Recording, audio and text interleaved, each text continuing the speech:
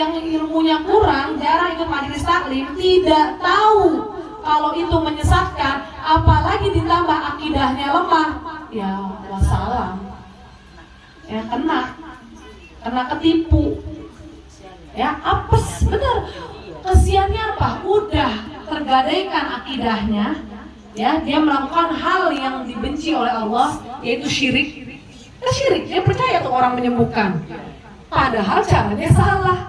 Kita percaya sama dokter yang benar cara ngobatinnya, atau percaya sama terapis bekam yang benar cara ngobatinnya, kita percaya aja dia nyembuhin, salah nggak? Salah. Apalagi ini terapisnya atau yang ngobatinnya sesat. Kita percaya dia nyembuhin, ya tambah parah penyakitnya. Dia sembuh, ada buktinya gitu misalnya. Sembuh saat itu doang, sementara doang, itu pun biasanya sembuh fisiknya doang. Hatinya bagaimana? Itu yang jadi masalah. Hatinya yang justru tambah penyakit syirik. Syirik kan hati, Bu. Bukan cuma perbuatan. Memang perbuatan syirik ada yang hati, ada yang perbuatan. Tapi karena kita bicara keyakinan, akidah, kepercayaan, kita yakin dia yang menyembuhkan walaupun caranya menyesatkan, maka banyak sekali berlipat-lipat itu dosanya. Ya, penyakit hati bertambah, fisiknya pun saat itu doang mungkin sembuh, cuma karena sugesti aja. Sugesti itu namanya, dia sembuh, nggak lama sakit lagi. Tapi selain daripada sembuh, dia ngajarin kita jangan julid, ngajarin kita sholat, bangun malam, baca Quran. Walaupun Bu, satu contoh gini misalnya, Ibu pernah lihat atau pernah tahu mungkin, tuh orang si A, Masya Allah dah orangnya, berbaginya sedekahnya kencang, ngomongnya baik, bener, paling bisa ada nasihatin orang, bagus banget. Emang sih dia mah sholatnya jarang-jarang, suka-suka dia, kadang sholat kadang kagak. Tapi sama orang, Masya Allah, saya merasa banget sama dia. Baik-baik. Biarpun dia rajin sodako, baik sama orang, suka silaturahim, gak julid, gak ngomongin orang, tapi dia tidak sholat, boleh diakui gak keislamannya? Gak boleh. Kita meninggalkan sholat aja bisa kafir. Hati-hati. Bahkan kita kadang suka bangga melihat orang kafir. Mungkin nih zaman ibu ingat ya dulu, ada seorang putri, istri seorang pangeran yang sangat cantik. Ibu pasti tahu. Dia meninggal, kasak kusuknya katanya dia udah masuk Islam. Tapi ada yang bilang dia belum masuk Islam karena dia pacaran sama orang Mesir. Wah, langsung dia tahu, Lady Diana. Ada yang itu, Masya Allah, kalau bisa bicara sama netizen kali ya. Jadi sampai debat, dia masuk Islam? Belum. Dia pacaran sama orang Islam, orang Mesir emang, tapi belum masuk Islam. Dia masih nganut Kristen, kerajaan kan, kerajaan Inggris. Dia nggak mungkin Islam gitu. Nanti dia takut anaknya masuk Islam. Jadi, ada yang bilang, ya Allah kesian amat ya kalau dia masih kafir. Padahal dia orangnya baik banget, suka berbagi, Allah tolong dia masukin surga. Ingat ya ibu zaman-zaman itu? Kayaknya malah soal orangnya baik, cantik gitu kan. Anak seolah dia juga terzolimi gitu ya. Bener apalah Allah ya kan, itu urusan dia juga. Dia terzolimi oleh keluarga kerajaan. Ya Allah, masukin surga ke Allah. Ya Allah, ya walaupun dia bukan muslim, ya Allah masukin surga, kesian gitu. Ada itu saya dengar perdebatan ibu-ibu di zaman itu.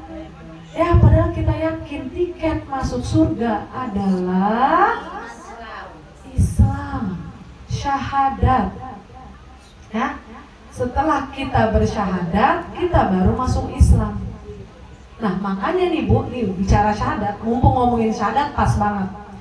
Kita kan tahu rukun Islam apal. Pertama, kedua, ketiga, zakat. Kemudian aqimus shalah wa atuz zakah.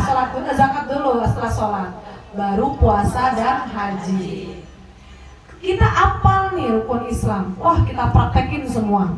Tapi hati-hati, justru yang dirusak adalah yang pertama, yaitu syahadat. Kok bisa?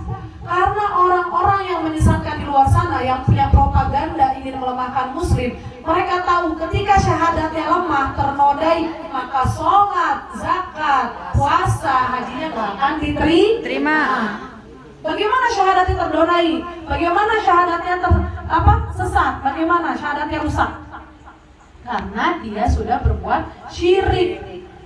Maka syahadatnya batal, rusak. Kan dalam syahadat kita tahu syahadat tauhid dan syahadat Rasul. Asyhadu an la ilaha illallah. Aku bersaksi tiada Tuhan selain Allah.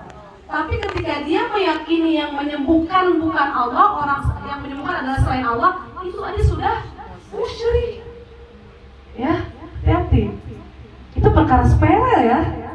Apalagi tadi ada yang ngobatin, walaupun orangnya baik, kalau ngajarin kebaikan, gak boleh julid, ngajarin hal-hal yang nasihatinnya banyak, yang bagus-bagus, tetap kalau dia sesat akidahnya, maka kita harus hati-hati. Ya Bu ya. Ibu hafal surah Al-Bayyinah ayat 5. Nah, ini surat paling panjang nih, yang paling bergetar nih, yang muter-muter. Innalladzina amanu apa innalladzina kafaru? Amanu dulu apa kafaru dulu gitu. Khairul bariyah apa syarrul bariyah gitu ya. Ya, ayat 5. Ayat 5 apa? Boleh buka, nggak apa-apa nyontek. Yang megang Quran, yang megang HP, apa yang hafal, sebutin ini langsung. Ada yang lagi muter, lagi murojaah nih. Keder. Ayat 5. Lanjut. Hunafa'a wa yuqimus sholata wa yutuz zakat wa dzalika dinul qayyimah. Masya Allah. Yang mendengarkan, yang membacanya juga semua insya Allah mendapat barakah dan pahala dari Allah. Betul ayatnya, wa ma umiru illa liya'budullaha mukhlishina lahuddin hunafa'a wa yuqimus salata wa yu'tuz zakata wa dzalika dinul qayyim. Artinya apa, Bu? Wa ma umiru, dan tidaklah diperintahkan. Kita ini manusia nggak diperintah untuk apa-apa, kecuali untuk apa, Bu? Menyembah kepada Allah, disuruh beribadah doang. Ya, nggak disuruh apa-apa. Ibarat kata, kan laki-laki wajib kerja untuk mencari nafkah. Emang, tapi yang utama adalah ibadah. Jadi perintahnya pertama ibadah. Wa ma umiru illa liya'budullah. Tidak diperintahkan manusia itu kecuali untuk beribadah kepada Allah. Kalau sudah ibadah baru kerjain yang lainnya.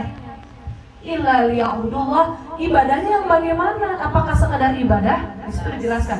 Mukhlishina lahuddin. Apa artinya mukhlisin? Ikhlas. Ibadahnya ikhlas lillahi ta'ala. Kan syarat diterimanya ibadah kita ada berapa syaratnya? Cuman 2.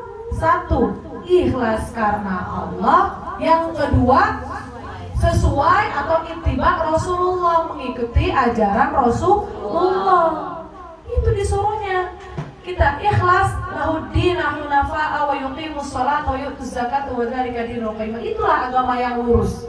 Jadi kalau agama kita mau lurus, mau lempeng, nggak sesat, nggak mencang-mencong, ibadah yang benar.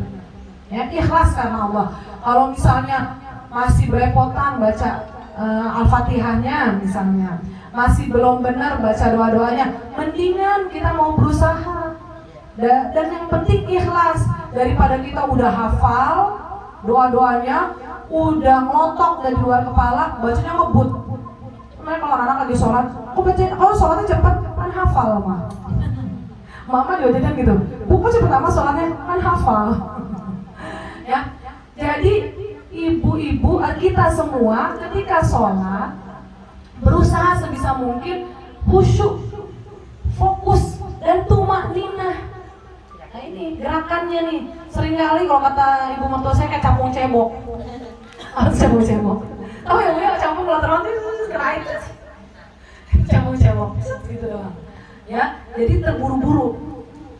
Bukan berarti lama banget. Enggak juga. Kita juga kan ada urusan yang lain. Enggak perlu lama-lama. Apalagi kemarin pertemuan lalu saya ingatkan, perempuan itu yang penting sholat fardunya, puasa wajibnya, dan juga menjaga kemaluannya, dan yang paling penting adalah Patuh. menaati suaminya. Patuh. Jadi ibu nggak sholat sunat pun nggak apa-apa. Diajarin Musa